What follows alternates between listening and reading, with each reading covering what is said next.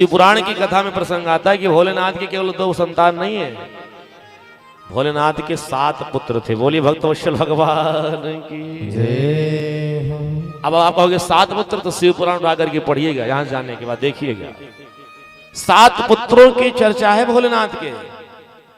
और जब पहले पुत्र के रूप में कार्तिकेश्वर भगवान का जो प्राकट्य हुआ है खड़बदन के रूप में, संजन कहते हैं वो एक पुत्र नहीं थे।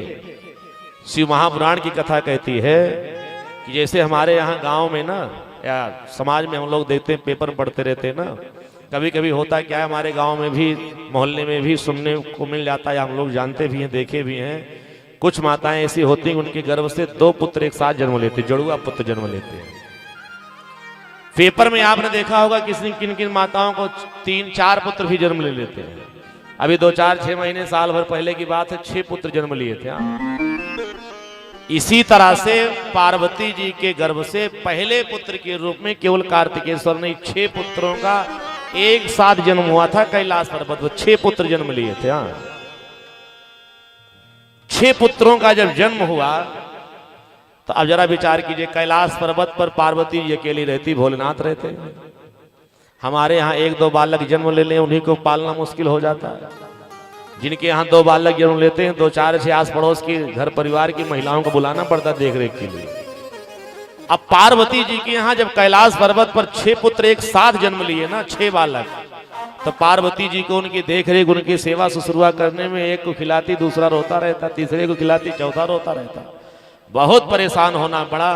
तो पार्वती जी ने भोलेनाथ से प्रार्थना की, बाबा कुछ कृपा करके इन 6 पुत्रों को पालना बड़ा मुश्किल हो गया है, कुछ आप कृपा करिए, कुछ दास दासियों को बुलाइए, कुछ उनकी देख रेख करें, इनकी सेवा शुश्रूषा करें। तो भोलेनाथ ने पार्वती जी से पूछ करके सज्जनों सारे संसार से कुछ देवांगनाओं में कीर्तिकाएं होती हैं, उन कीर्तिकाओं का आवाहन किया। अच्छे कीर्तिकाएं आई, भोलेनाथ के सामने आकर के खड़ी हुई। और जब कीर्तिकाएं आकर के भोलेनाथ के सामने खड़ी हुई, भोलेनाथ ने कहा मेरी आज्ञा है, इन 6 पुत्रों को एक पुत्रों की देख रेख करो। कीर्तिकाओं ने कहा मैं अपने परिवार को, अपने घर को, अपनी गृहस्थी को छोड़ के आई हूं। बाबा 1 दिन की बात हो, 2 दिन की बात हो, 3 दिन की बात हो, 4 दिन की बात हो, चलो ठीक है रह लेंगे हम। कितने दिन तक इन बालकों की देख रेख करनी पड़ेगी?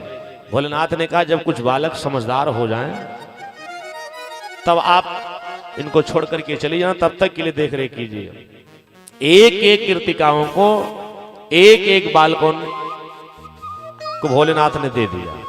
और सारे कीर्तिकाएं अपने अपने बालक को कैलाश पर्वत पर सेवा करती, स्नान ध्यान जो भी होता सब पालना शुरू कर दिया।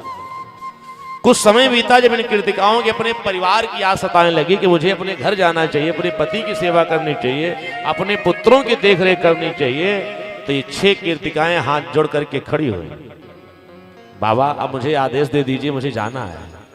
उस समय ये जो पार्वती जी से 6 बालक एक साथ जन्म लिए थे सज्जनों, सच बताइए बालक बहुत ज्यादा बड़े नहीं, 1-2 साल के थे, छोटे छोटे थे।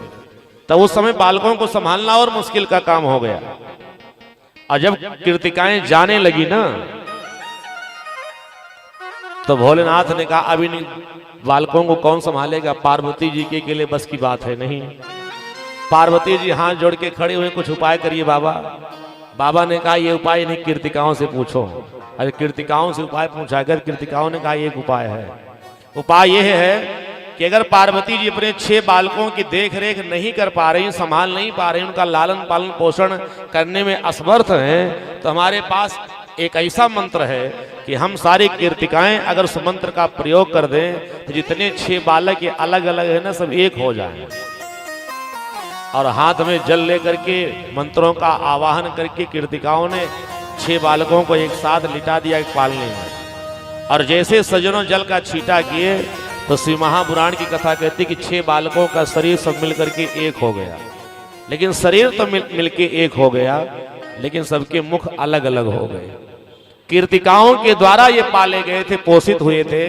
कीर्तिकाओं ने 6 बालकों को अपनी तपस्या की शक्ति से एक किया था, इसीलिए इन बालकों का नाम कार्तिकेय पड़ा। बोली भक्तवत्सल भगवान की। और गोस्वामी जी महाराज ने बहुत ध्यान देकर के जो चौपाई लिखे हैं ना, वो चौपाई में संकेत यही कर रहे हैं कि तब जन्म्यो षडवदन कुमारा। वदन माने होता है शरीर, 6 शरीर वाले अलग अलग कुमार का जन्म हुआ। और अगर अलग अलग की बात ना होती ना तो तब जन्म्यो बदन नहीं, षडमुख कहा जाता, खडमुख कुमारा। लेकिन बदन का प्रयोग किया जा रहा है। अब अगर आप देखें तो बदन 6 के अलग अलग नहीं है, केवल मुख अलग अलग है। जैसे भोलेनाथ को पंचानन कहा जाता है, याद रखिए 5 मुख, और ब्रह्मा जी को चतुरानन कहा जाता है 4 मुख। उसी तरह इन बालकों के जब 6 स्वामी कार्तिकेय के जब 6 मुख था तो गोस्वामी जी को चौपाई लिखना था, तब जन्म्यो षडमुख कुमारा, 6 मुख वाले जन्म लिए। लेकिन बदन कुमारा लिखे हैं, इसे संकेत है कि 6 बालक अलग अलग जन्म लिए थे। बोले भक्तवत्सल भगवान की।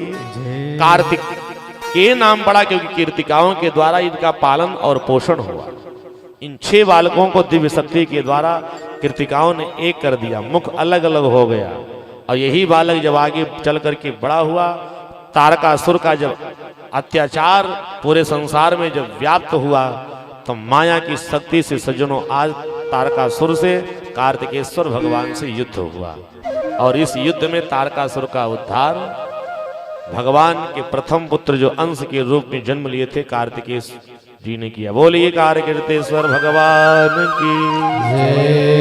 गोस्वामी तुलसीदास जी महाराज कहते हैं, ये भगवान शिव का पावन चरित्र मैंने कहा कि चरित सिंधु गिरिजा रमन वेद न पावहि पार, वर नहीं तुलसीदास की अतिमति मंद गंवार। तुलसीदास जी कहते हैं भोलेनाथ का इतना पावन, इतना अलौकिक अद्भुत ये चरित्र है ना, इसका वर्णन तो वेद पुराण शास्त्र नहीं कर सकते। इनके जीवन की दिव्यता का बखान वेद मंत्रों ने नेत नेत कह दिया है।